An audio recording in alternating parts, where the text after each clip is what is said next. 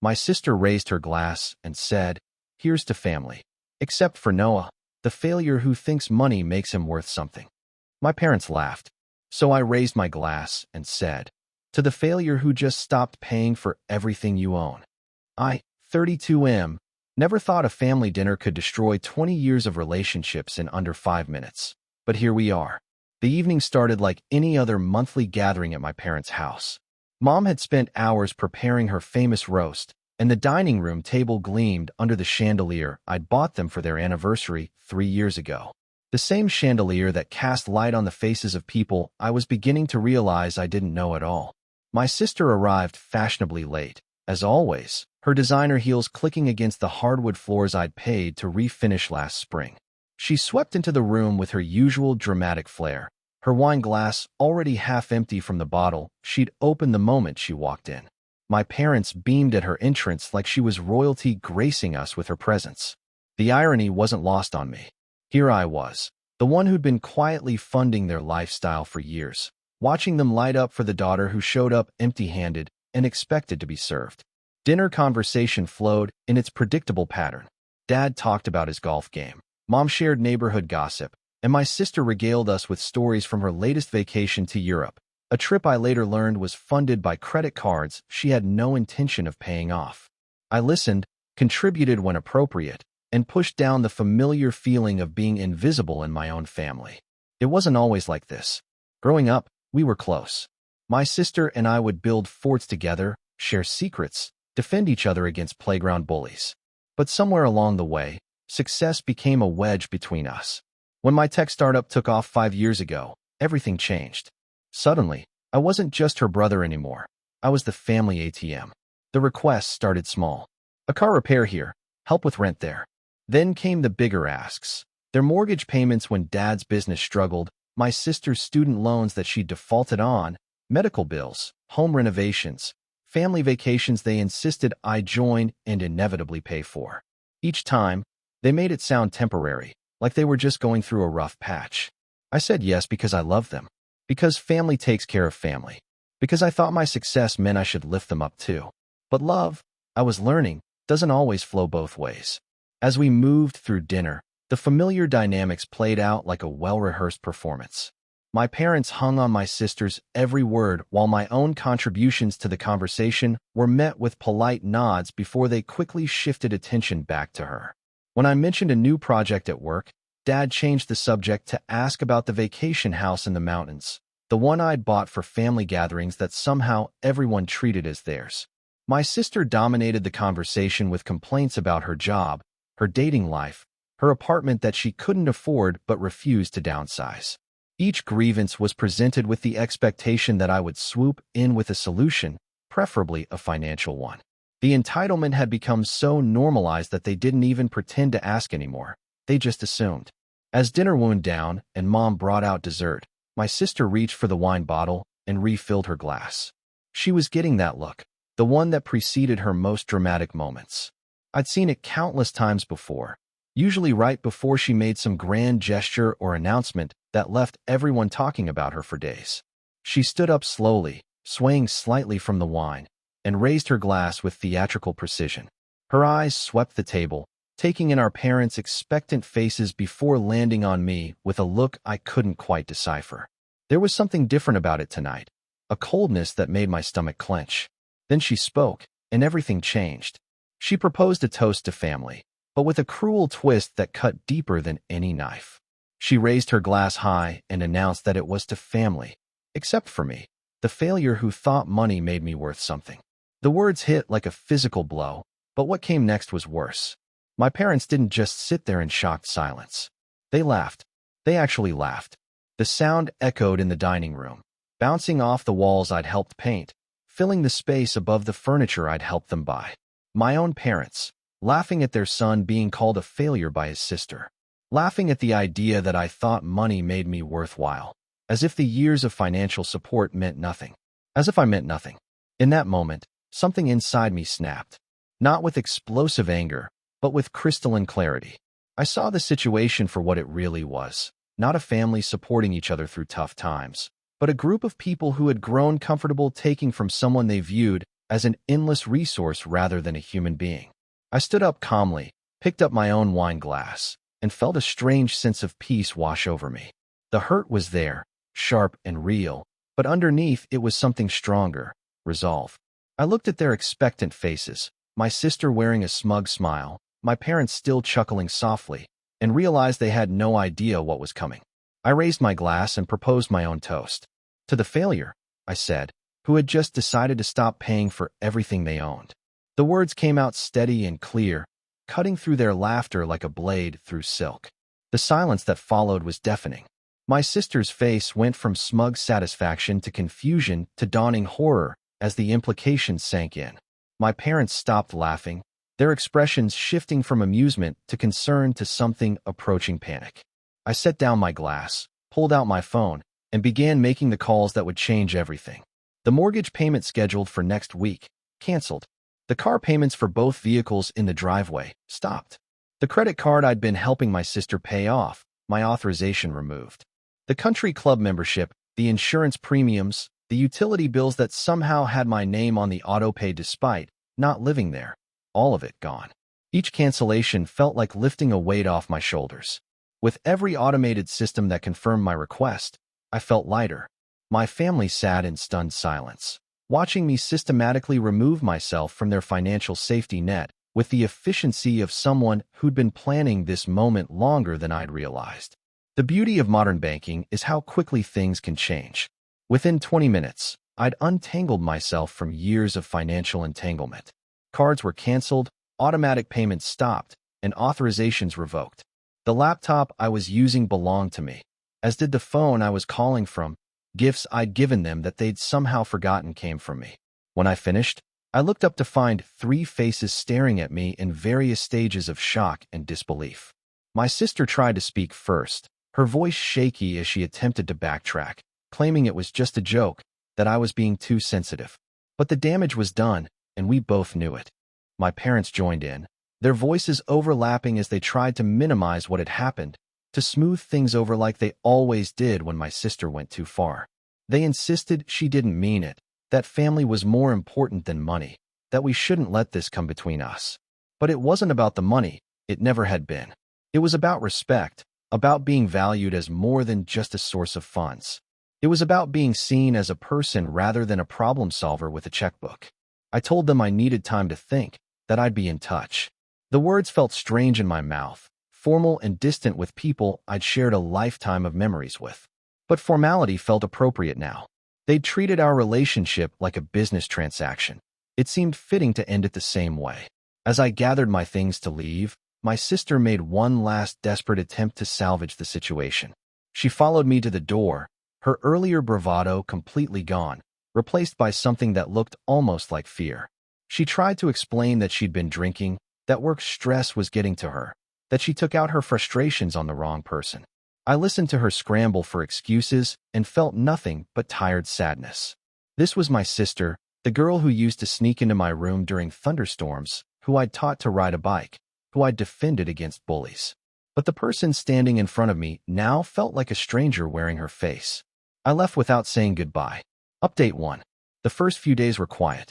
I buried myself in work, threw myself into projects I'd been putting off, and tried to process what had happened.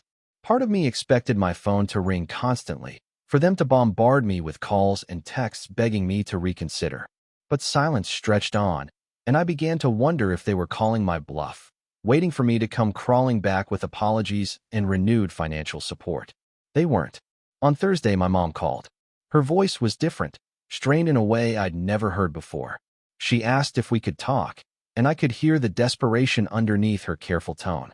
She explained that the mortgage payment had been declined, that the bank was asking questions about the sudden change in payment methods. She wondered if there had been some kind of mistake with the automatic transfer. I told her there was no mistake. The conversation that followed was painful but necessary. She tried every approach she could think of: guilt about family loyalty, reminders of how they'd sacrificed for me as a child, promises that things would be different if I'd just reconsider. But underneath it all was the clear message that they needed my money more than they'd ever needed me as a person. When guilt didn't work, she tried anger, suggesting that I was being petty and vindictive over a harmless joke. When anger failed, She moved to bargaining, offering compromises and promises of changed behavior. Finally, she settled into pleading, her voice breaking as she painted pictures of losing the house, of my father's shame, of the family falling apart. I listened to it all with a heavy heart, but my resolve didn't waver. These consequences weren't the result of my petty revenge. They were the natural outcome of their own choices. They'd built a lifestyle dependent on someone else's income while treating that someone as expendable. The crash was inevitable. I'd just stopped cushioning the fall. By Friday, my sister called. The conversation was shorter, but more intense. The credit card company had contacted her about the missed payment, and her car was about to be repossessed. She alternated between fury and panic, accusing me of destroying the family over hurt feelings, then begging me to at least help with the car payment until she could figure something out. I reminded her of her toast, of how she'd called me a failure who thought money made me worthwhile. I suggested that perhaps she could find worth in ways that didn't involve my bank account. She hung up on me. Update 2. The second week brought a flurry of activity as reality set in for my family. My parents had to quickly arrange alternative payment methods for their bills, reaching out to extended family and friends for short-term loans. The lifestyle they'd grown accustomed to, expensive dinners out, regular spa treatments for my mom, golf club fees for my dad, suddenly became unaffordable luxuries. My sister had to move back in with my parents when she couldn't make rent. The irony was bitter. The same woman who'd called me a failure was now sleeping in her childhood bedroom, financially dependent on parents who were themselves scrambling to stay afloat without my support. Friends and extended family began reaching out to me, having heard various versions of the story from my parents and sister. Most had been told that I'd suddenly cut off financial support over a minor disagreement, that I was being unreasonable and stubborn. The narrative painted me as the villain, the successful son who'd abandoned his struggling family over hurt pride. I chose not to defend myself or share my side of the story.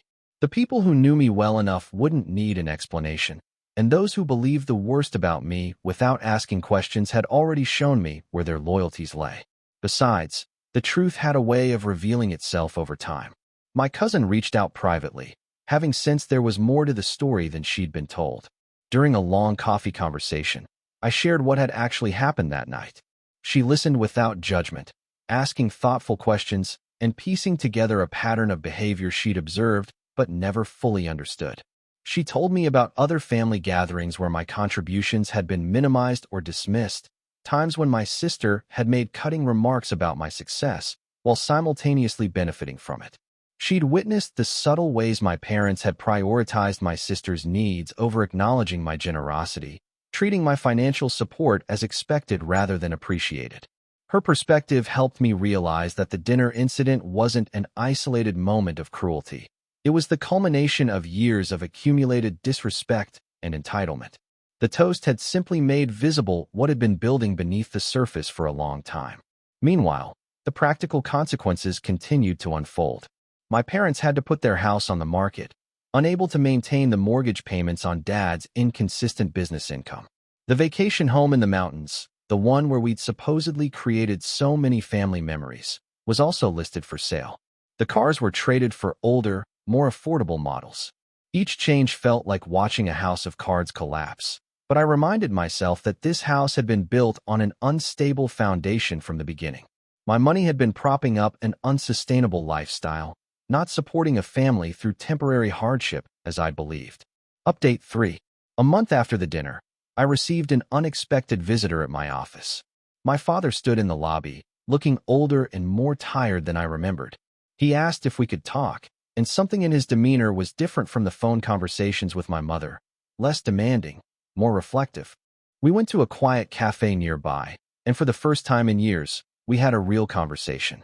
He began by apologizing, not just for the dinner incident, but for the pattern of taking my generosity for granted. He admitted that they'd become comfortable with my financial support, that it had been easier to rely on me than to make difficult changes to their lifestyle. He talked about his own father, who'd worked multiple jobs to support their family, but had never been able to provide the luxuries that I'd made possible for them. He'd been proud that his son's success could give them opportunities his own father never had, but somewhere along the way, pride had become expectation, and gratitude had become entitlement. The conversation wasn't easy. He struggled to acknowledge how my sister's behavior had hurt me, still caught between his instinct to protect her and his growing recognition of her responsibility in the situation.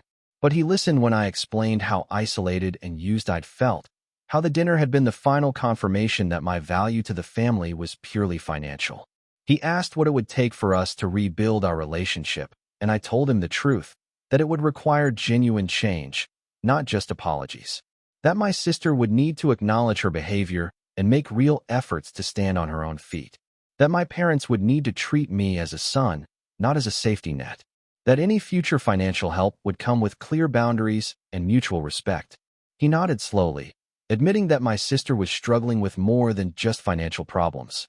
The loss of easy access to money had forced her to confront some difficult truths about her life choices and her relationships. She was angry, but underneath the anger was a growing awareness that her behavior had driven away the one person who'd consistently been there for her. As our conversation continued, I felt something I hadn't experienced in months, a small spark of hope. Not for returning to the old dynamic, which had been toxic for everyone involved, but for the possibility of building something healthier. My father's willingness to have difficult conversations and acknowledge uncomfortable truths felt like a first step toward that possibility. But I was also realistic about the challenges ahead. Changing established family patterns is incredibly difficult, especially when those patterns have been reinforced for years.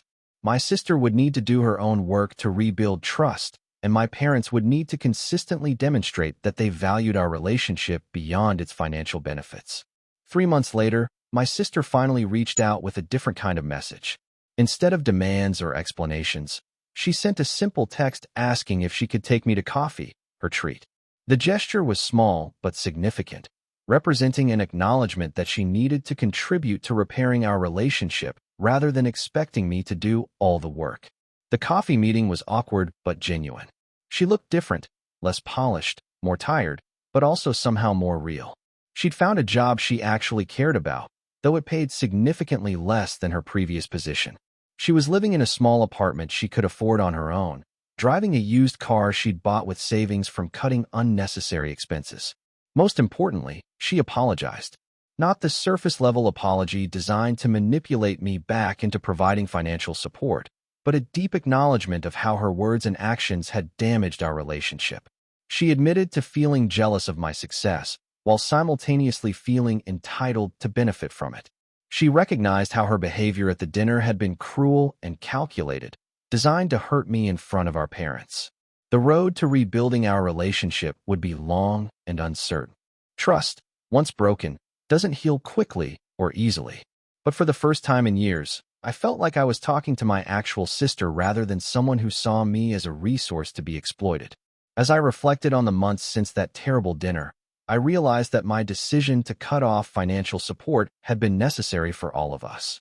My family had needed to face the consequences of their choices and learn to value relationships over money. I had needed to establish boundaries and reclaim my worth as more than just a provider. The family dynamics that resulted weren't the same as before, but they were healthier. Conversations focused on genuine connection rather than thinly veiled requests for money. Family gatherings became less frequent, but more meaningful when they did happen. My parents learned to take pride in managing their own finances, even when it meant making difficult sacrifices. Most importantly, I learned that sometimes the most loving thing you can do is refuse to enable behavior that's destructive to everyone involved. The toast that had hurt me so deeply had ultimately freed all of us from a dynamic that was slowly poisoning our relationships. Sometimes you have to let people fall before they can learn to stand on their own. The failure my sister had mocked had become the catalyst for genuine change.